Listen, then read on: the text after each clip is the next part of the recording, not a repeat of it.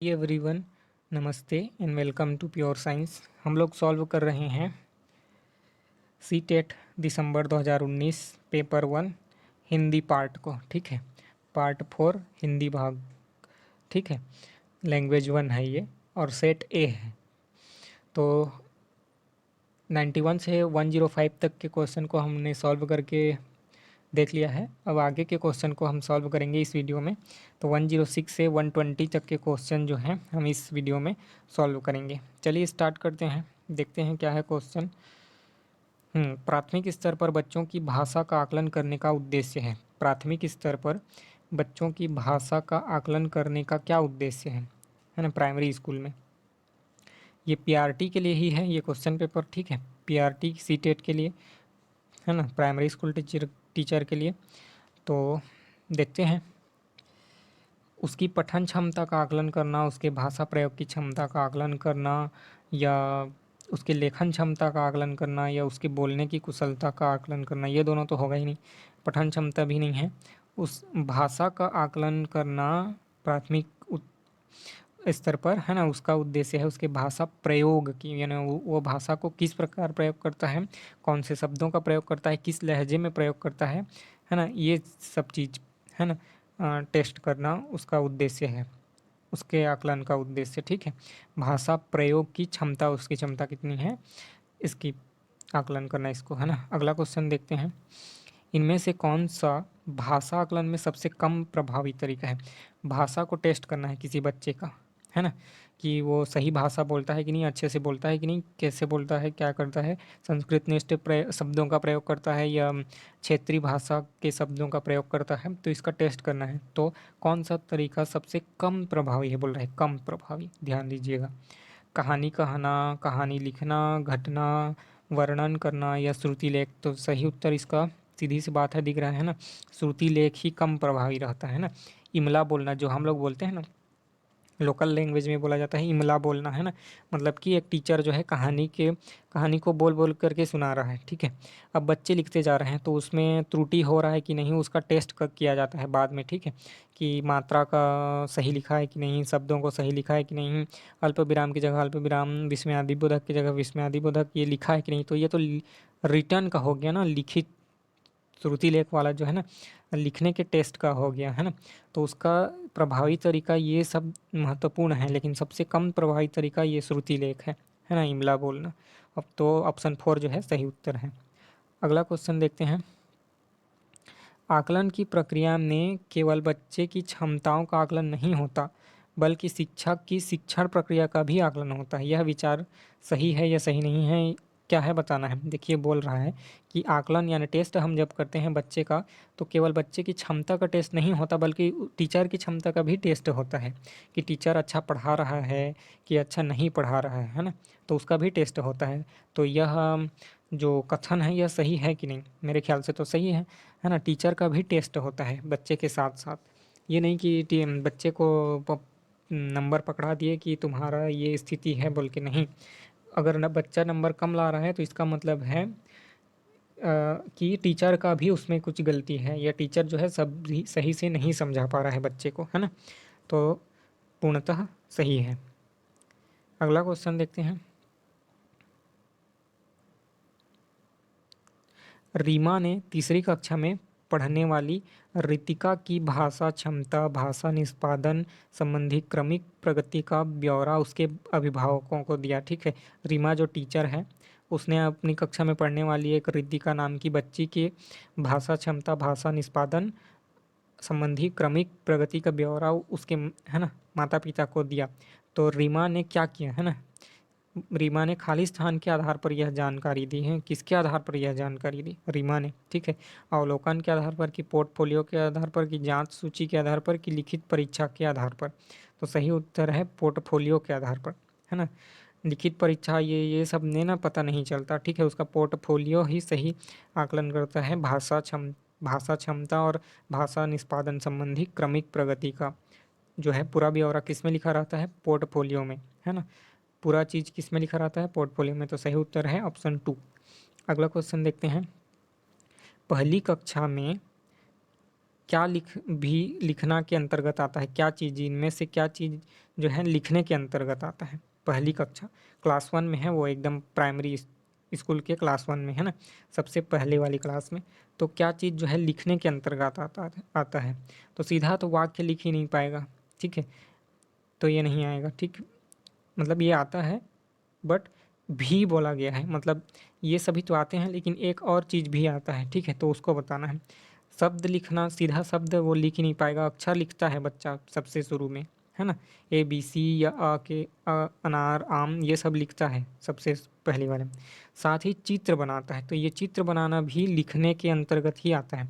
चित्र एकदम परफेक्ट बने ऐसा ज़रूरी नहीं है, कुछ भी ड्रॉ करता है ना ये, तो वो भी लिखने के अंतर्गत ही आता है। चित्र बनाना वो किसी भी तरीके से बनाए, है ना, ये पक्षी को ऐसे बनाया, ठीक है, पक्षी को, है ना, इस प्रकार से अगर बनाता है, ठीक है, यहाँ चोंच बना देता है, तो ये भी ड्राइंग भी ना उसके जो है लिखने के अंतर्गत ही आता है, ठीक है। तो ऑप्शन 4 जो है सही है, चित्र बनाना। अगला क्वेश्चन देखते हैं, प्राथमिक स्तर पर पढ़ना सीखने में सबसे कम महत्वपूर्ण है। देखिए, रीडिंग मतलब पढ़ना, कोई भी पैसेज दिया हुआ है, ऐसा कोई प्रश्न है, गद्यांश है, निबंध है, उसका एक छोटा सा, है ना, पैराग्राफ दिया है, तो उसको पढ़ना सिखाना है बच्चे को। तो पढ़ना सीखने में सबसे कम महत्वपूर्ण कौन सा चीज़ होता है पढ़ना सीखने में, है ना, अनुमान लगाना, ठीक है, ये महत्वपूर्ण होता है, लेकिन कम महत्वपूर्ण कौन सा होता है उसको छांटना है, ठीक है। संदर्भ अनुसार अर्थ निकालना, ये तो इम्पोर्टेंट होता ही है। अक्षरों की पहचान करना ये भी इम्पोर्टेंट होता है, ठीक है। अक्षरों की पहचान करना ये सबसे कम इम्पॉर्टेंट है, ये इम्पॉर्टेंट नहीं है अक्षरों की पहचान करना, है ना। प्राथमिक स्तर पर पढ़ना सीखने में सबसे कम महत्वपूर्ण है अक्षरों की पहचान करना। पढ़ने का उद्देश्य जानना चाहिए, संदर्भ अनुसार अर्थ निकालना, है ना, ये सब इम्पॉर्टेंट हैं, लेकिन कम महत्वपूर्ण कौन है, तो अक्षरों की पहचान। अगला क्वेश्चन है, भाषा अर्जन क्षमता किसके साथ संबंधित है। भाषा को अर्जित करने की क्षमता, है ना, मतलब जो है भाषा को अर्जन क्षमता यानी उस सीखने की क्षमता जो है किसके साथ संबंधित है। ये किसने बोला था, पियाजे, चॉम्स्की, स्किनर या ब्रूनर, किसने बोला था ये बताना है, ठीक है। सही उत्तर है इसका चॉम्स्की, है ना। भाषा अर्जन क्षमता किसके साथ संबंधित है, तो चॉम्स्की के साथ जो है संबंधित है। भाषा अर्जन क्षमता का से संबंधित जो है इन्होंने अपना वो किया है, अपना विचार दिया है, समझ सकते हैं, ठीक है। तो चॉम्स्की के साथ संबंधित है। अगला क्वेश्चन कौन सा है देखते हैं, प्राथमिक स्तर पर भाषा सीखने में भाषा संबंधी कौन सा संसाधन सर्वाधिक महत्वपूर्ण है। देखिए, प्राथमिक स्तर पर क्लास 1 से 5 तक, है ना, भाषा सीखना है किसी बच्चे को या सिखाना है, तो कौन सा चीज़ सर्वाधिक महत्वपूर्ण है, सबसे ज़्यादा इम्पोर्टेंट चीज़ कौन सा है, ठीक है। ये तो नहीं है सबसे ज़्यादा, है ना, ये इम्पोर्टेंट है, ठीक है। समाचार पत्र तो नहीं पढ़ पाएंगे प्राथमिक स्तर पर, टेलीविज़न भी इम्पोर्टेंट नहीं है ना। सबसे अधिक महत्वपूर्ण है बाल साहित्य बताना, सिखाना, पढ़ाना उनको। और ये कहाँ से मिल सकता है, जैसे कॉमिक बुक है तो उसमें बाल साहित्य कहने का मतलब छोटे बच्चों के लिए जो लिखा जाए, छोटी कविताएं, है ना, छोटे कहानियाँ, छोटी छोटी कहानियाँ, छोटे छोटे निबंध, है ना।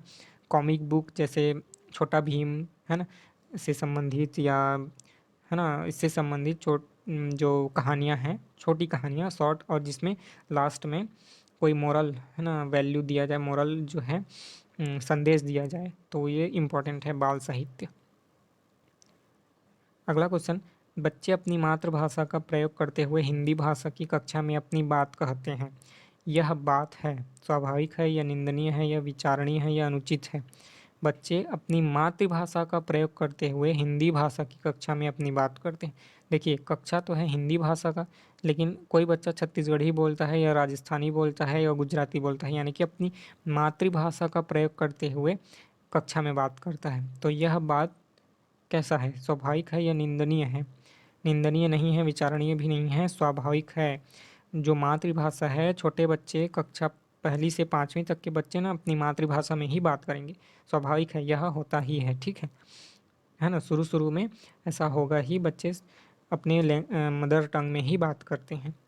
अगला क्वेश्चन, बहुभाषिता हमारी पहचान भी है और हमारी खालिस्तान व खालिस्तान का अभिन्न अंग है। सभ्यता और संस्कृति का अंग ही होगा, ठीक है। तो यही है पहला, सभ्यता और संस्कृति का अभिन्न अंग है कौन सा चीज़? बहुभाषिता। देखिए भारत है, भारत देश, इसमें बहुभाषिता है ही। ऊपर से ले सकते हैं जम्मू कश्मीर से उर्दू बोलते हुए, है ना, राजस्थानी, गुजराती, ठीक है। उसके बाद मराठी, तमिल, तेलुगु, छत्तीसगढ़ी, है ना, भोजपुरी, ये सब असमीज़, है ना, बोडो, खासी, ये सब भाषा बोला जाता है। तो बहुभाषिता है हमारे देश में, है ना, मतलब एक से अधिक भाषा बोलने वाले लोग रहते हैं भी हैं, है ना। और सिर्फ अलग अलग भाषा बोलने वाले ही नहीं, बहुत लोग 2-3 भाषा में भी निपुण होते हैं। तो ये हमारी सभ्यता और संस्कृति का एक अभिन्न अंग है, ठीक है। अगला क्वेश्चन, प्राथमिक स्तर की पाठ्य पुस्तक में कार्टून, भाषण, विज्ञापन आदि बच्चों के भाषा क्षमता विकास में सहायक हैं या सहायक नहीं है, ये बताना है, ठीक है। प्राथमिक स्तर पर, है ना, पाठ्य पुस्तक में ये सब चीज़ दिए गए हैं, कार्टून दिया है, भाषण दिया हुआ है, विज्ञापन भी दिया हुआ है। सहायक हैं, बिल्कुल सहायक हैं, ठीक है। प्राथमिक स्तर पर बच्चों को कार्टून के ज़रिए ही, बाल साहित्यों के ज़रिए ही, है ना, भाषण, छोटे-छोटे कहानियाँ, बाल कहानियाँ, विज्ञापन, इसी के ज़रिए ही सिखाया जा सकता है। तो बिल्कुल ठीक है ना, सही है, सहायक है। Option 1 is the right answer. अगला क्वेश्चन, 5वीं कक्षा की सुहानी नाम की एक लड़की है, तो वो 5वीं कक्षा की है। पाँचों, किन्हें, आँखें, दोनों आदि शब्द लिखती है। आप सुहानी के लेखन क्षमता के बारे में क्या कहेंगे? पाँचों लिखती, किन्हें मतलब ये आपने अगर ध्यान दिया हो तो मैं बता रहा हूँ लिख के, है ना।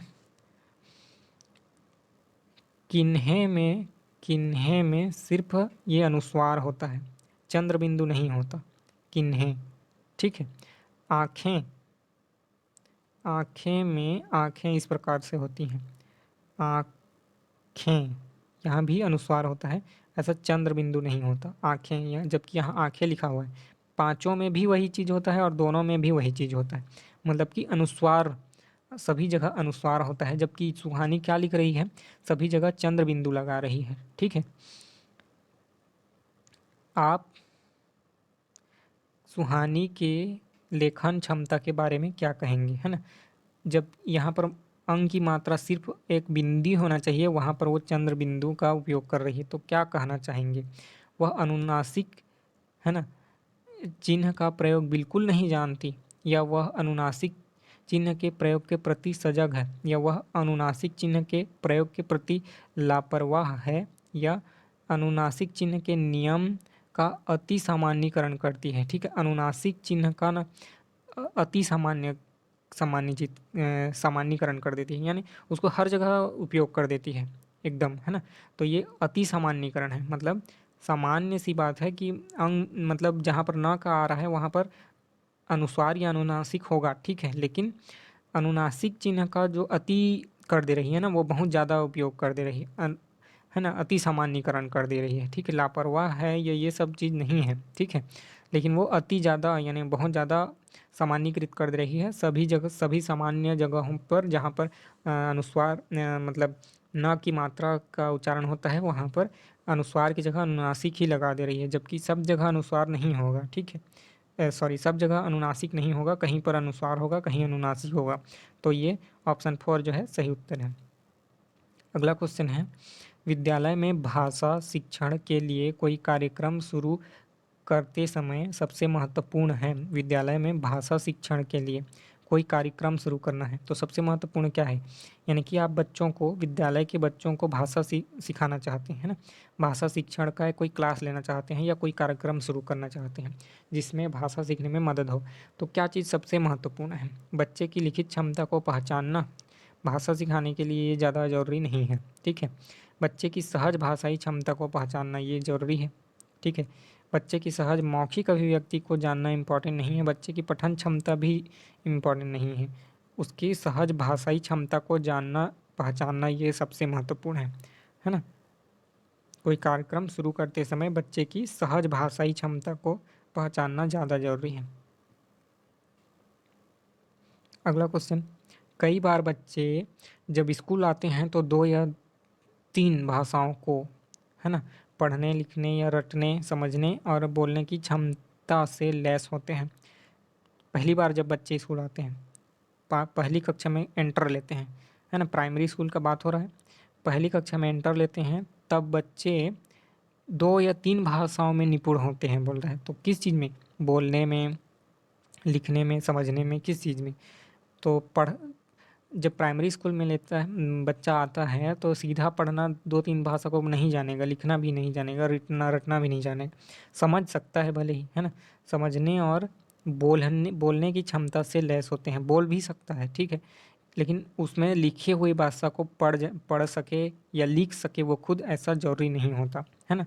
उस भाषा से लैस नहीं होता बल्कि समझ सकता है, ठीक है।